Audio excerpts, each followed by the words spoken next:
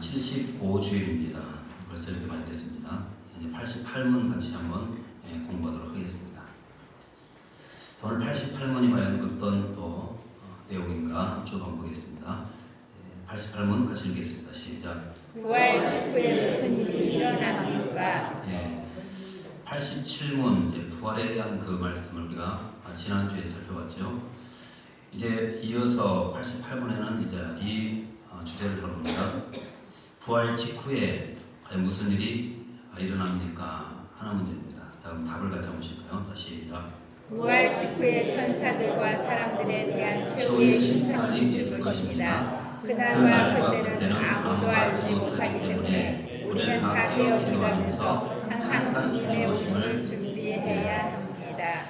자, 부활 직후에 무슨 일이 납니까? 최후의 심판이 있죠.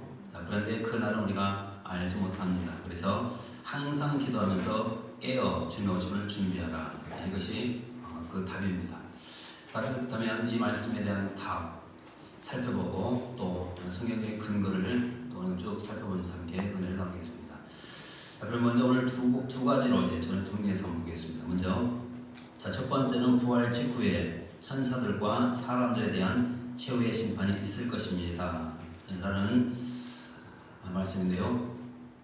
자, 이 말씀을 다시 한번 주목해 보십시오. 자, 이 하나님의 심판이 언제인가 잠깐 주목해 보십시오. 자, 부활하고 난 다음 얼마나 많은 시간이 흐를까요?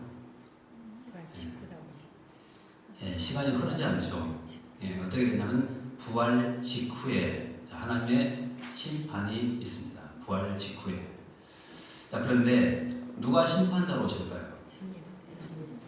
예수님께서 심판자로 분명히 오십니다. 왜냐하면 이미 주님께서 우리에게 그 사실을 말씀해 주셨기 때문이죠. 자, 그럼 성경 잠깐 보겠습니다. 요한복음 5장 22절 보겠습니다. 요한복음 5장 22절 같이 한번 보겠습니다. 시작. 아버지께서 아무도 심판하지 아니하시고 심판을 다 아들에게 맡기셨습니다. 자, 심판은 누구에게 맡겼다고요? 아들에게 맡겼다. 여러분, 아들이 누굽니까? 예수님이시죠. 자, 그래서 요한복음 5장 22절 말씀에 이렇게 말씀하죠. 아버지께서 아무도 심판하지 아니하시고 심판을 다 아들 예수 그리스도에게 맡기셨다. 그렇게 합니다. 그래서 예수님은 이 땅에 이제 재림하실 때 어떤 분으로 오시냐면 그분은 심판자로 오십니다. 다시 말하면 초림 예수님은 어떤 분으로 오셨습니까? 구원자로 오셨죠. 재림 예수님은 어떤 분으로 오십니까? 심판자로 오십니다. 자, 우리가 그분을 초림 예수를 구원자로 내가 만나지 못했다면 재림 예수님은 심판자로 만나게 됩니다. 자, 그런데 또 홍금대 더 보십시오. 27절 말씀도 같이 보겠습니다. 27절입니다. 자, 시작. 또 인자됨으로 말미암아 심판하는 권한을 주셨느니라. 자, 또 인자됨으로 말미암아 어떤 권한을 주셨다고요? 심판하는 권한을 주셨다. 지금 누구에게 이 권한을 주셨다는 걸까요? 예수님에게 권한을 주셨다. 그런 말씀이죠. 자, 그래서 심판주는 오직 예수 그리스도, 그분이 심판주가 되십니다. 자, 그런데 중요한 것은 왜 그분이 심판주가 되셔야만 할까요? 왜? 예수님만이 가장 공의로운 심판을 할 수가 있기 때문에 그렇습니다. 자, 왜 공의로운 심판이 가능한가 하면요. 자, 이렇게 보시면 되겠습니다. 예수님은 두 가지의 특성을 갖고 계셨습니다. 신성과 인성이 있죠. 자, 여러분, 예수님은 완벽한 사람이십니다. 또 완벽한 하나님이십니다. 이 두 가지를 항상 우리가 같이 강조해야 됩니다. 어느 하나 우리가 부인하면 이단이 됩니다. 100% 사람이셨고 100% 하나님이셨습니다. 자, 그러면 100% 사람으로 이 땅에 오신 그 예수님, 우리가 겪는 모든 고통, 고난 다 겪으셨고 다 알고 계시죠. 그래서 누구보다 인간의 사정을 가장 잘 아시는 분이 누구냐면 예수님이십니다. 그리고 그분은 하나님이십니다. 그렇기 때문에 예수님만이 인간을 누구보다 잘 알고 계시기 때문에 또 하나님이시기 때문에 바로 공의로운 심판이 가능하다는 것입니다. 그래서 그분은 이 땅에 오실 때 바로 심판주로 오신다는 겁니다. 자, 그런데 중요한 것은 누구를 심판할까 하는 것이죠. 자, 다시 한번 말씀해 보십시오. 자, 첫 번째, 부활 직후에 누굽니까? 천사들과 사람에 대한 최후의 심판이 있을 것이다. 자, 누가 심판의 대상입니까? 첫째는 천사들입니다. 천사들. 자, 그럼 성경 보십시오. 베드로후서 2장 4절 말씀 같이 보겠습니다.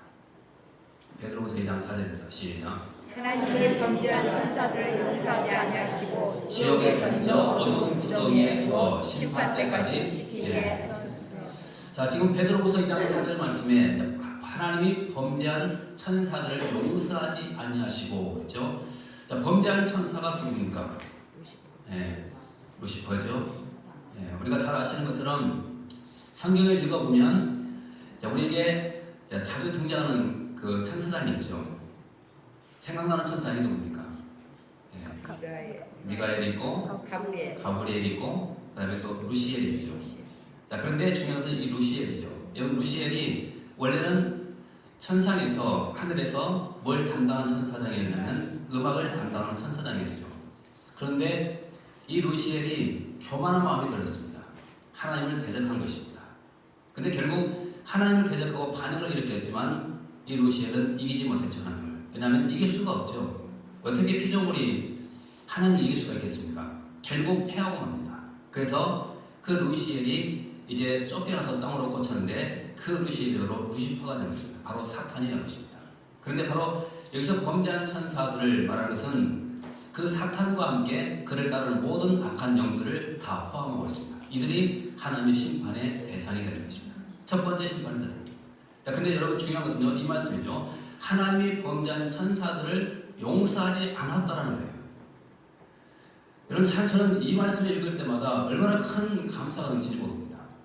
한번 생각해 보십시오. 여러분, 천사는 딱 한 번 범죄했습니다. 딱 한 번. 그래도 불구하고 그런 천사는 용서받지 못하고 영원히 하나님께 버림받고 하나님의 심판의 대상이 되고 만 것입니다. 그런데 거기에 비하면 우리는 딱 한 번이 아니죠. 오늘 하루만 우리가 봐도 얼마나 많은 우리가 범죄하고 살았습니까? 그런데도 불구하고 하나님은 우리를 용서하시고 또 용서하시고 또 용서하시고 그렇게 하시다가 마지막 독생자까지 다 우리에게 내주셨잖아요. 여러분, 이런 하나님의 그 사랑을 어떻게 우리가 이해할 수 있겠습니까? 그래서 이 말씀을 읽어보시면 우리가 얼마나 귀한 존재인가 우리가 분명히 알 수가 있습니다. 근데 중요한 것은 우리 인간도 역시 하나님의 심판의 대상이다, 그렇게 말하고 있습니다. 그럼 성경 보십시오.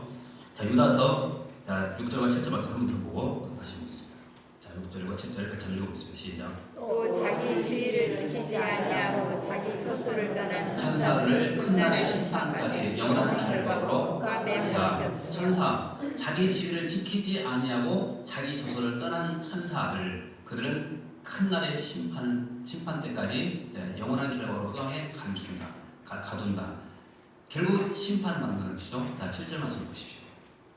시작. 소돔과 고모라와 그 이웃 도시들도 그들과 같은 행동으로 음란하여 다른 육체를 따라가다가 영원한 불의 형벌을 받음으로 거울이 되었느니라.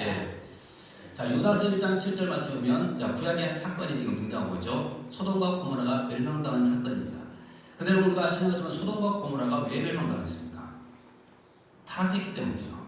타락했기 때문에. 다시 말하면 범죄가 아주 충만했기 때문입니다. 바로 그런 도시에 하나님이 심판의 불을 내리신 것입니다. 그런데 여러분, 그 모습이 우리에게는 거울이 된다고 말하고 있습니다. 여러분, 거울 앞에 서보십시오. 뭐가 보입니까?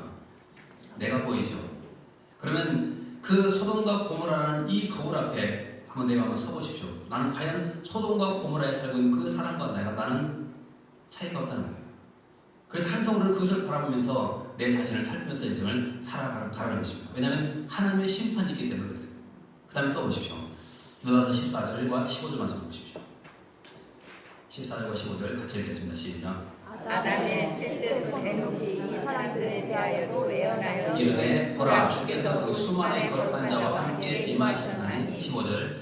이는 무 사람을 심판하사 모든 경건하지 않는 자가 경건하지 않게 행한 모든 경건하지 않는과 또 경건하지 않은 죄인들이 주를 거스르는 모든 완악한 말로 말미암아 정죄하게 하시니라. 자, 보십시오. 계속 강조되고 있는 것이 뭡니까? 경건하지 아니하고 경건하지 아니하고 경건하지 아니하고, 이 말이 계속 강조가 되죠. 자, 그럼 보십시오. 이는 무사람을 심판하사, 하나님이 심판하시는데 누구를 심판하는가 잠깐 보십시오. 누굽니까? 경건하지 않는 사람, 경건하지 않는 일, 경건하지 않은 모든 것, 이것이 바로 하나님의 심판의 대상입니다. 그렇다면 오늘 우리는 과연 하나님 앞에 내가 경건한 인생을 살고 있는가 우리가 볼 필요가 있죠. 왜냐하면 분명히 하나님의 심판에 대해서는 경건하지 않는 사람과 경건하지 않는 일과 경건하지 않는 모든 것들이 바로 하나님의 심판의 대상이기 때문이죠. 이 경건이 아닌 단어입니다. 그래서 항상 우리는 주님 앞에 경건한 인생을 살아야 되는 것입니다. 왜냐하면 이 심판이 있기 때문에 우리 옆 사람 모습을 보여주십시오. 집사님 성도님 경건하게 살아가십시다. 경건하게 살아가십시다. 꼭 기억하십시오. 경건하지 않는 일, 경건하지 않는 사람, 경건하지 않는 모든 것 하나님의 심판을 받습니다. 그 다음에 또 그러면 두 번째 보십시오. 그러면 또 이 심판의 때 과연 우리가 알 수가 있을까 아니면 모를까 하는 것이죠. 자, 어떻게 되겠죠? 그날과 그때는 아무도 알지 못한다. 자, 그날과 그때는 아무도 알지 못합니다. 이것은 분명히 주님께서 우리에게 가르쳐 주신 말씀이죠. 여러분 성경 한번 보십시오. 마태복음 24장 36절 같이 보겠습니다. 마태복음 24장 36절입니다. 시작. 그러나 그날과 그때는 아무도 모르나니 하늘의 천사도 천사도 아들도 모르고 오직 아버지만 예. 아시느니라. 자, 여러분 이 말씀 보십시오. 그러나 그 날과 그때는 아무도 모른다. 오직 누구만 압니까? 아버지 하나님만 압니다.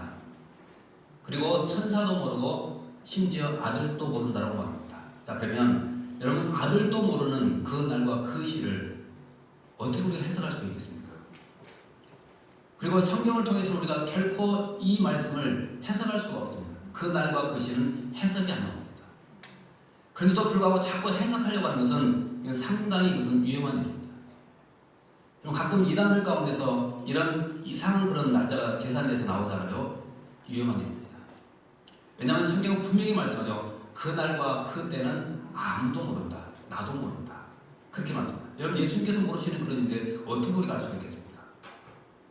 그래서 여러분 이 그날과 그때 이것을 안다고 숫자를 풀어서 얘기하는 그 사람들은 항상 조심할 필요가 있습니다. 왜냐하면 이단의 가능성이 너무나 높기 때문에 그렇습니다.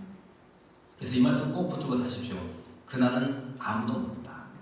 자, 그런데 제가 전에도 말씀드렸죠. 그날은 아무도 모르지만 종말은 언제 다가올지 항상 우리는 준비가 되어 있어야 된다는 것입니다.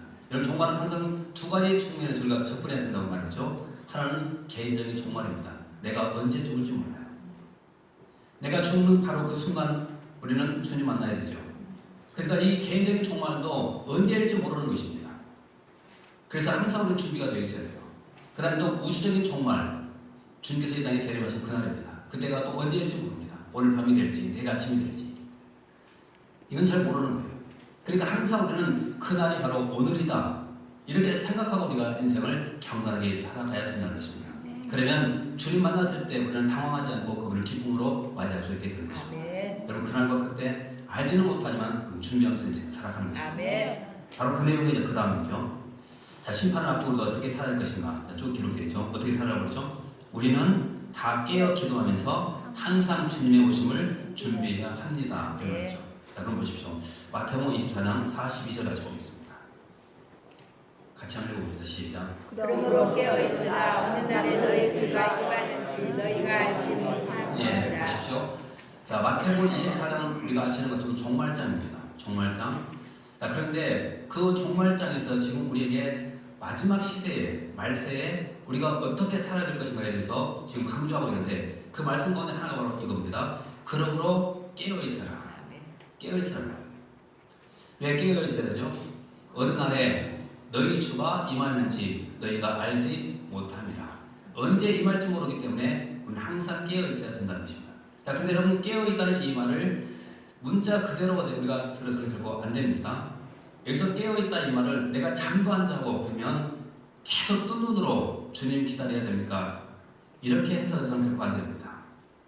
여러분 깨어있다는 이 말을 우리가 성경을 통해서 쭉 살펴보시면요 어느 때 가장 많이 이 말이 등장하냐면 기도와 이 말이 같이 등장할 때가 많습니다. 기도. 그래서 깨어있다 이 말은 한마디로 말씀드리면 기도하는 것입니다. 기도하는 것. 특별히 여러분 마지막 시대가 되면 여러분 더욱더 기도하시면 됩니다. 왜냐하면 그날과 그때를 우리가 절대로 알지 못하기 때문입니다. 한번 상상해 보십시오. 우리가 열심히 기도하고 있는데 그 기도하는 가운데 내가 주님 만났다고 한번 생각해 보십시오. 얼마나 큰 감격입니까? 그래서 여러분 항상 우리는 들에 있을 때도 우리는 기도하는 것이고 또 집에 있을 때도 기도하는 것이고 그리고 일할 때도 우리는 기도하면서 사는 것입니다. 여러분 기도는 항상 눈만 감고 하는 것이 결코 아닙니다. 눈 뜨고 얼마든지 할 수 있고 내가 뛰어가면서도 얼마든지 기도는 가능한 것입니다. 여러분 이 기도만큼은 어느 누구도 방해하지 못합니다. 여러분 기도하십시오. 이것이 깨어 있어 주님의 재림을 준비하는 자의 모습입니다. 그 다음에 또 보십시오. 마태복음 24장 44절까지 보겠습니다. 같이 하는 거 봅니다. 시작. 이러므로 너희도 준비하고 있으라. 생각하지 않는 내 인자가 오리라. 자, 마태복음 24장 44절에서는 또 뭐라고 했죠? 준비하고 있으라 그러죠. 준비하고 있으라. 자, 아까는 깨어 있으라 이렇게 말씀했고, 자, 24장 44절에서는 자, 준비하고 있으라 이런 말씀이 기록되어 있죠. 자, 그런데 이 말씀을 이해하려면 그 다음 장, 우리가 마태복음 25장을 보시면 이 말씀에 대한 답을 알 수가 있습니다. 여러분 원래 마태복음 24장과 25장이 종말장입니다. 연결되어 있습니다. 그런데 마태복음 25장에는 세 가지 비유가 나와요. 첫 번째는 열처녀 비유, 두 번째는 달란트 비유, 세 번째는 양과 염소에 대한 비유가 나오죠.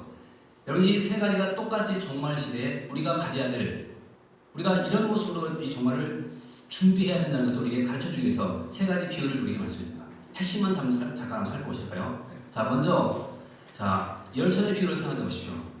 자, 슬기로운 5처녀, 또 미련한 5처녀 나오죠? 자, 슬기로운 5처녀는 왜 슬기로운 5처녀입니까? 등과 기름을 동시에 준비하고 있어서 신랑 만났기 때문이죠. 근데 미련한 5처녀는 왜 미련합니까? 기름 없고 등만 준비했다는 것이죠. 자, 그러면 이것이 과연 뭘까? 등이 뭐고 기름이 뭘까 하는 것입니다. 한마디로 말씀드리면 신앙의 내용입니다. 신앙의 내용. 다시 말하면 여러분 여기서 등은 신앙의 형식이에요. 내가 형식만 가지고 인생을 살아서는 결국 안 된다는 겁니다. 근데 신앙의 형식보다 더 중요한 것이 뭐냐면 신앙의 내용이 중요합니다. 그것이 기름입니다. 여러분 과연 어떤 신앙의 내용으로 주님의 재림을 지금 준비하고 있는가? 이거 살펴볼 필요가 있습니다.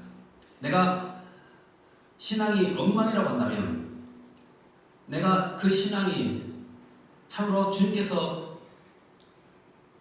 칭찬을 못한 그런 신앙, 개판이라고 한다면 과연 주님께서 재림하실 때 내가 어떤 모습으로 주님 만나게 될까?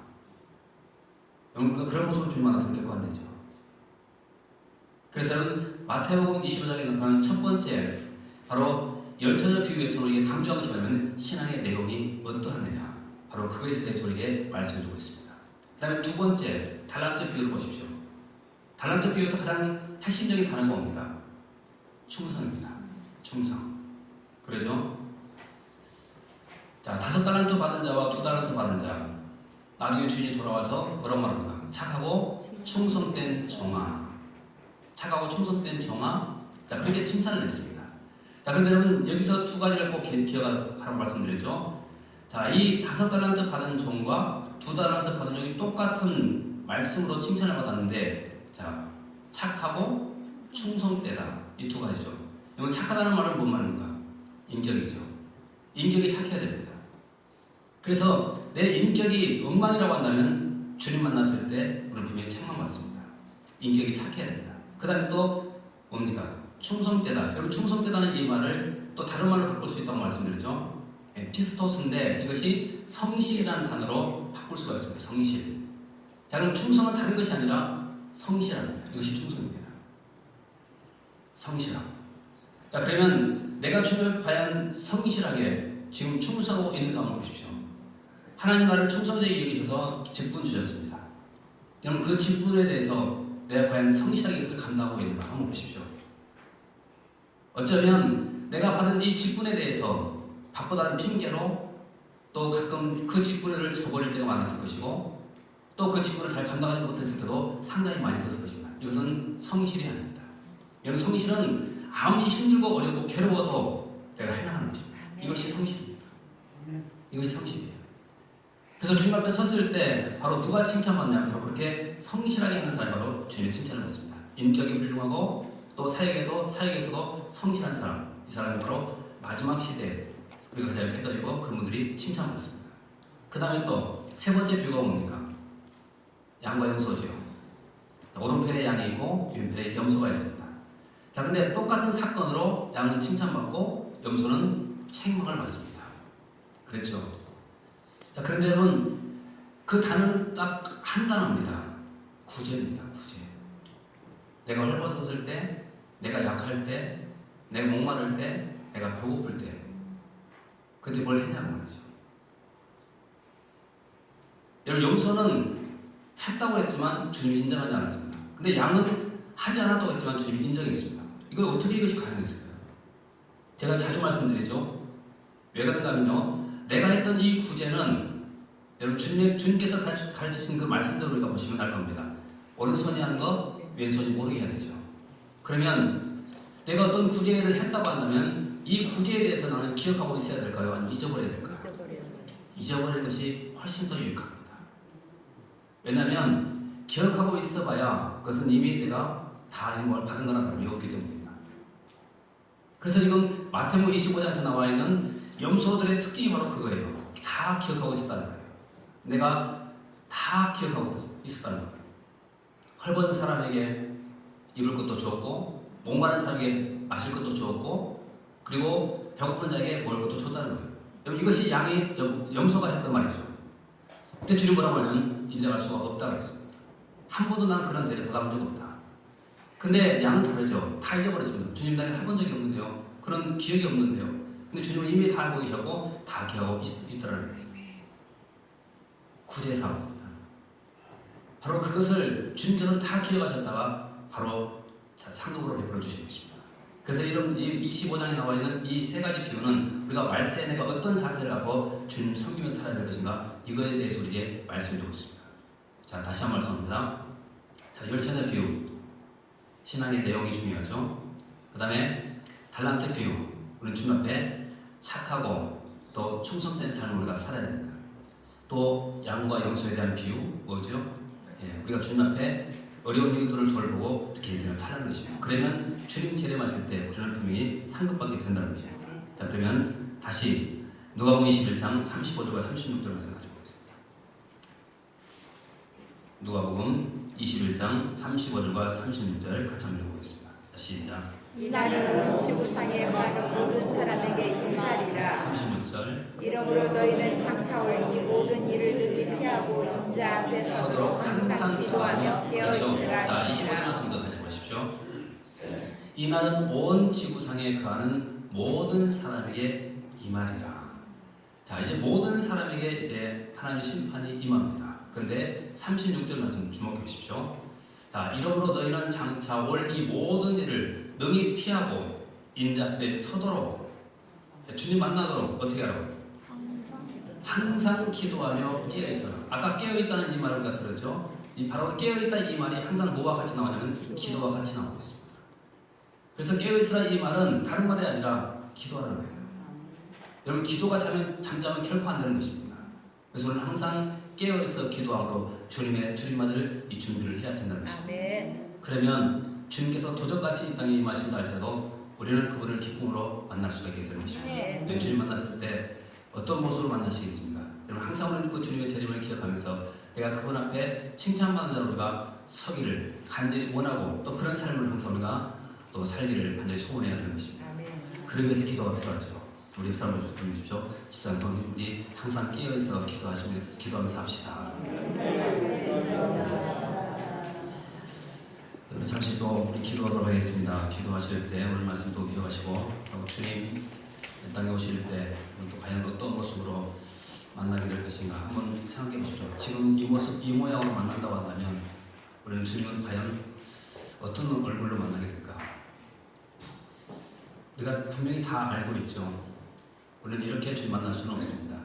더 우리 신앙이 뜨거워지고 우리의 더 아름답게 주 앞에 충성된 그런 모습으로 주님 만나야 되지 않겠습니까? 네. 그렇게 살 수 있도록 또 주님 앞에 간절히 또 기도하시고 또 우리 교회를 위해서 기도하시고 이런 가정을 위해서 기도하시고 또 자녀들을 위해서 기도해 주시고 또 성령께서 이끄시는 대로 또 나라와 민족을 위해서도 잠깐 또 통성으로 기도해 주시기를 부탁드리겠습니다.